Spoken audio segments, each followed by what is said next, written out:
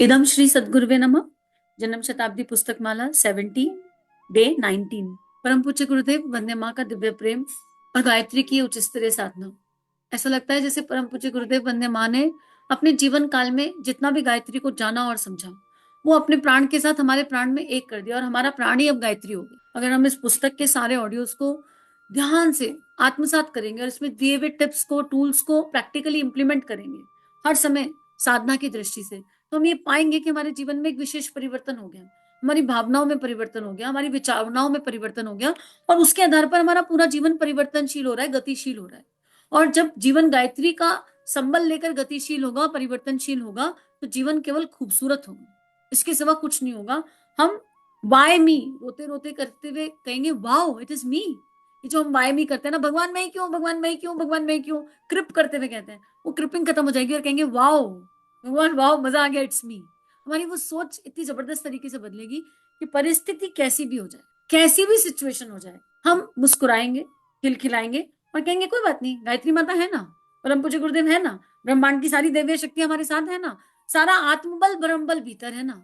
कल गुरुदेव यही समझा रहे थे कि परिस्थितियों से बाहर निकलना है अगर, तो उनसे भागा नहीं जा सकता, एस्केप मोड में नहीं हो सकता। ये हमें भीतर के आत्मबल को, ब्रह्म बल को जगाना होगा और भीतर का आम आत्मबल और ब्रह्म बल जगाने के लिए हमें गायत्री रूपी कामधेनु को अपनाना होगा। गायत्री माता कंटिन्यू दे रही है क्योंकि वो सविता का दिव्य प्रकाश है।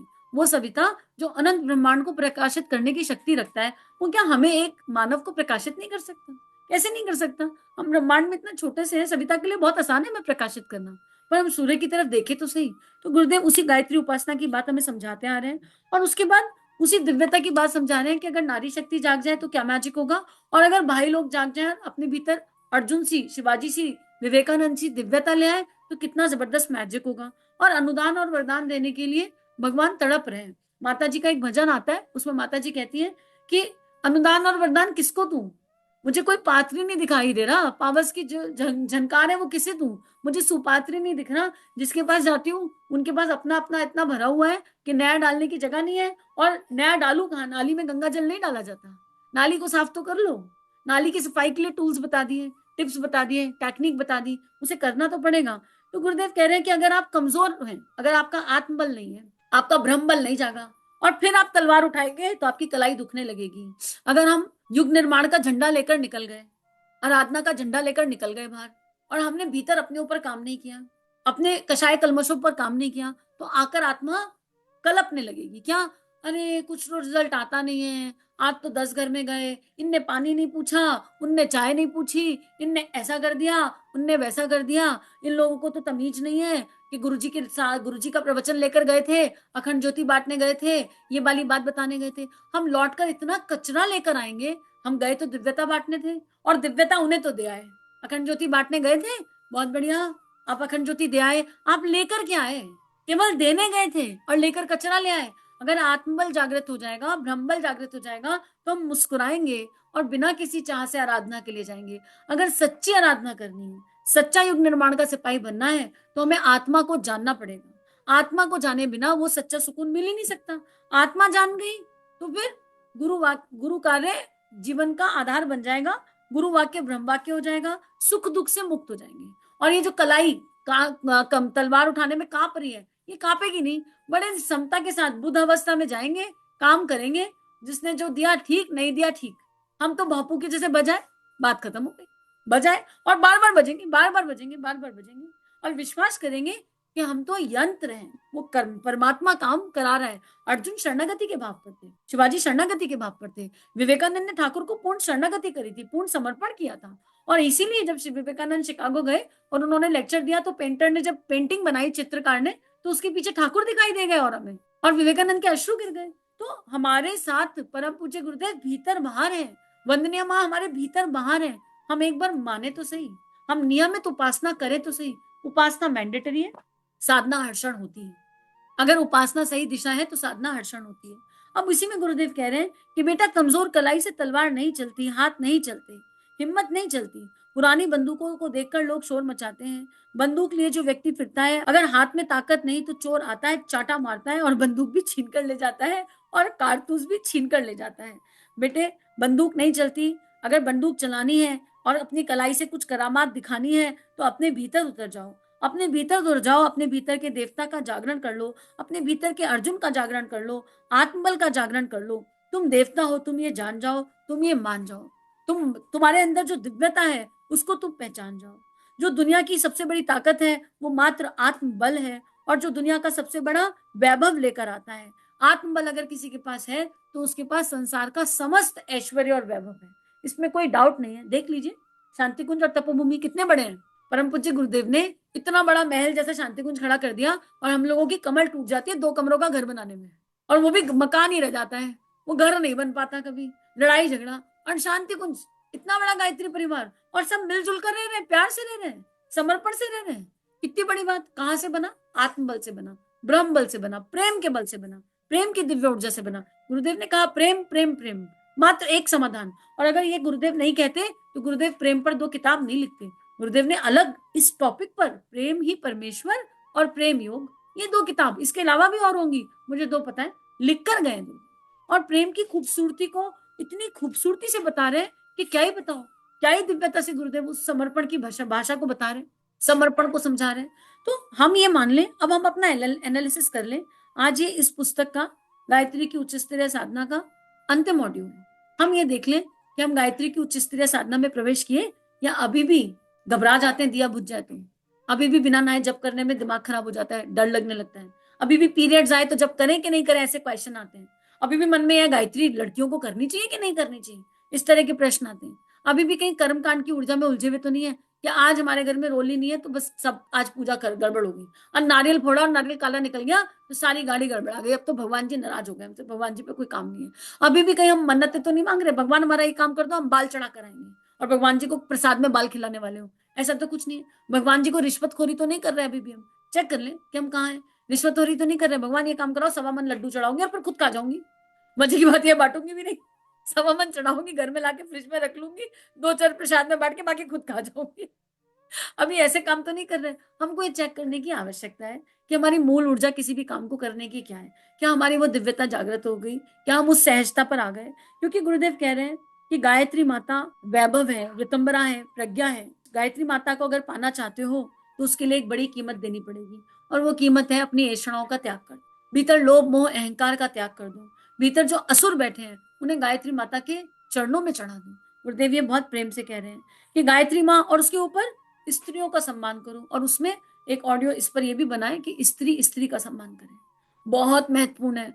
नारी ही नारी की दुश्मन है आज की डेट में। तो अगर नारी ने नारी का सम्मान नहीं किया तो फिर पुरुषों को क्या सिखाएंगे, भाइयों को क्या सिखा पाएंगे हम। अगर भाइयों को सिखाना है तो हमको बहनों को जागना पड़ेगा। तो बहनें ये बात समझे, फिर वो चाहे सास के रूप में हो, चाहे माँ के रूप में हो, चाहे बहन के रूप में हो, उनका रूप स्वरूप कोई भी हो, कैसा भी हो। गुरुदेव कह रहे हैं कि ये तो केवल मैंने प्रज्ञा का, ऋतंभरा का नमूना बताया है, और जब आप नारी के भीतर की गहराई में जाएंगे और उसके भीतर की देवी को देख लेंगे तो आपके जीवन की सारी समस्याएं खत्म हो जाएंगी। तो हम बहनें अपने भीतर जाएं, अपने भीतर की दिव्यता को देखें, अपने भीतर मातृत्व भाव की उस फ्रिक्वेंसी को लाएं, और उसके बाद उस फ्रिक्वेंसी को बांट दें। तो ये पुस्तक यहाँ समाप्त होती है, लेकिन भाव यहाँ समाप्त नहीं होता। एक भाव जो हम अभी ऑफलाइन भी साझा कर रहे थे, वो भाव लगा यहाँ सबसे कहें। आप अगर ये ऑडियो सुन रहे हैं, ये वीडियो सुन रहे हैं, और आप लोगों के जीवन में परिवर्तन आ रहा है, तो फिर हमारा कर्तव्य कर्म क्या है, हमारी नैतिक जिम्मेदारी क्या है। एक जिम्मेदारी होती है, कर्तव्य कर्म होता है, जिम्मेदारी होती है देह के प्रति। गुरुदेव ने आत्मा परमात्मा के मिलन संजोग में समझाया, और आत्मा के प्रति कर्तव्य कर्म होता है। और अगर हम एक छोटी सी यात्रा देख लें कि हमने आत्मा परमात्मा के मिलन संजोग के से कॉल 50-60 ऑडियो या वीडियो सुन लिए, और उसके अलावा हमने 50-60 वीडियो ऑडियो और सुने, और हमारे जीवन में 10% शिफ्ट आ गया, भावनाओं में, हमारी विचारणों में 10 से 15, 20, 25% शिफ्ट आ गया। तो क्या इस शिफ्ट को हमको अकेले अपने साथ रखना है या हमें से बांटना है। परम पूज्य गुरुदेव ये कहते कहते चले गए कि मैं व्यक्ति नहीं, मैं विचार हूं, मेरे विचारों को पूरे विश्व में बांट दो, मेरे विचारों को पूरे विश्व में बांट दो, पूरे विश्व में बांट दो। और कितना ऐसा बड़ा वर्ग है भारत में जो पढ़ा लिखा नहीं, यकीन कीजिए, और बहुत सारे ऐसे जिनके पास, जो पढ़े लिखे हैं उनके पास समय नहीं कि वो बैठे और किताब पढ़ सके, एक्चुअली समय नहीं कि उसको समझ सके, उसको पढ़ सके। ड्राइविंग में आना जाना, शहरों में तो ट्रैवलिंग में बहुत टाइम खर्च हो जाता है। ऐसे में क्या हमारी ये नैतिक जिम्मेदारी है कि हमारे भीतर परिवर्तन आया तो हम संकल्प लें, और संकल्प के साथ इन वीडियोस को पूरे विश्व ब्रह्मांड में फैला दें। ये हमारी जिम्मेदारी है। कैसे? बहुत सरल है। हम रिमाइंडर्स लगा सकते हैं, हम रिमाइंडर लगा लें कि हम कम से कम रोज एक वीडियो हमारे व्हाट्सएप स्टेटस पर लगाएंगे, हमारे फेसबुक पर डालेंगे, हमारे इंस्टाग्राम प्रोफाइल पर डालेंगे। उसके बाद हम एक संकल्प ले सकते हैं। क्या संकल्प ले सकते हैं कि उस वीडियो से हमारी जो लर्निंग हुई उसके छोटे छोटे ऑडियो बना के व्हाट्सएप स्टेटस पर डाल देंगे, क्योंकि उसमें आत्मीयता होगी, उसमें प्रेम होगा कि हमने परम पूज्य गुरुदेव से, उनकी लेखनी से ये सीखा, इस ऑडियो में ये बात है और इसने हमारे जीवन में ये परिवर्तन किया। और समझ में नहीं आ रहा है तो सीखेंगे। हम क्या अपने गुरु के लिए इतना सीख नहीं सकते? हम ये कहकर छोड़ नहीं सकते हमको तो व्हाट्सएप समझ में नहीं आता, हमको तो फेसबुक समझ नहीं आता। अरे आत्मबल के धनी है, ये प्रतिभा है। आजकल जिन्हें फेसबुक और इंस्टाग्राम चलाना आता है ना अच्छे से, पेजेस, वो उससे पैसा भी कमा लेते हैं, पूरे पूरे पेजेस लोगों के हैंडल कर लेते हैं। ये कोई छोटी चीज नहीं है, ये भी एक प्रतिभा है। अपने गुरु के कार्य के लिए अगर हमें इस प्रतिभा को सीखना पड़े तो केवल एक 2-2 मिनट के यूट्यूब और वीडियो देखकर हम सीख सकते हैं कि व्हाट्सएप स्टेटस कैसे डाला जाता है। श्री प्रिया का चैनल भी बना हुआ है व्हाट्सएप पर, आप उस चैनल को ज्वाइन कर सकते हैं। उस चैनल पर नीचे एक फॉरवर्ड का आइकन आता है, वहां से फॉरवर्ड कीजिए, स्टेटस पर पोस्ट अपने आप चली जाएगी। हम अपने रास्ते खोजें कि हम कैसे कर सकते हैं, हम क्या कर सकते हैं। लेकिन अगर हमारे जीवन में परिवर्तन आ रहा है तो हमको इसको जन जन में पहुंचाना है। ये हमारी जिम्मेदारी है, ये हमारी ऑनेस्टी है, इंटीग्रिटी है। किसके प्रति? गुरु जी के प्रति। और आपकी कृतज्ञता की भावना है श्री प्रिया के प्रति। क्या आप श्री प्रिया को अपनी कृतज्ञता इस रूप में दे सकते हैं? कुछ चाहिए या नहीं चाहिए भाई और बहन? ये चाहिए कि अगर आप बदल रहे हैं तो फिर अकेले मत बदलिए, क्योंकि एकाकी बदलेंगे और उस बदलाव का प्रकाश विश्व में फैलाएंगे नहीं तो बात बनेगी नहीं। तो चलिए संतों की, ऋषियों की इस लेखनी को विश्वव्यापी बनाते हैं, ताकि भारत माता गर्व अनुभव कर सके, ताकि तिरंगा हम सबके अंतःकरण में बस सके, ताकि अखंड भारत का सपना पूर्ण हो सके, ताकि भारत विश्व गुरु बन सके। और भारत तो विश्व गुरु है, ये निश्चित है। हम लोगों को तो एक छोटी सी भूमिका मिली है, हम अपना रोल प्ले बढ़िया तरीके से करें, बस इतनी ही प्रार्थना है, इतनी ही याचना है। और ये आपका ये जो कंट्रीब्यूशन है ये बहुत महत्वपूर्ण है। एक एक सब्सक्राइब, एक एक लाइक, एक एक कमेंट बहुत महत्वपूर्ण है, हर दृष्टि से मोटिवेशन देता है।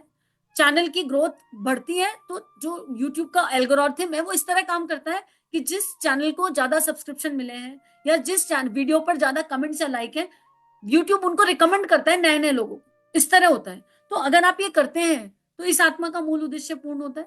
तो इतना तो आप एफर्ट करेंगे कि आप इस तरह श्री प्रिया को कंट्रीब्यूट कर दें। तो आप लोगों से ये प्रार्थना है कि चलिए चलते इस दिव्य यात्रा पर, और अकेले क्यों चलें, सबको साथ लेकर चलते हैं और टेक्नोलॉजी का भरपूर प्रयोग करते हैं। ये टेक्नोलॉजी आशीर्वाद है और इसको आशीर्वाद के जैसे उपयोग करते हैं। बस इतनी प्रार्थना। इदम श्री सद्गुरुवे नमः, इदम श्री सद्गुरुवे नमः, इदम श्री सद्गुरुवे चलिए नमः। समाज में कुछ अच्छा बांटे। अगर ये भावनाएं आपके अंतःकरण को स्पर्श कर रही हैं, आपको अच्छी लग रही हैं और आपके जीवन में परिवर्तन आ रहा है, तो इस परिवर्तन को विश्वव्यापी बनाते हैं। संतों की और ऋषियों की इस लेखनी को सब जगह फैलाते हैं। चैनल को लाइक कीजिए, सब्सक्राइब कीजिए और ज्यादा से ज्यादा साझा कीजिए। जय हिंद, जय भारत।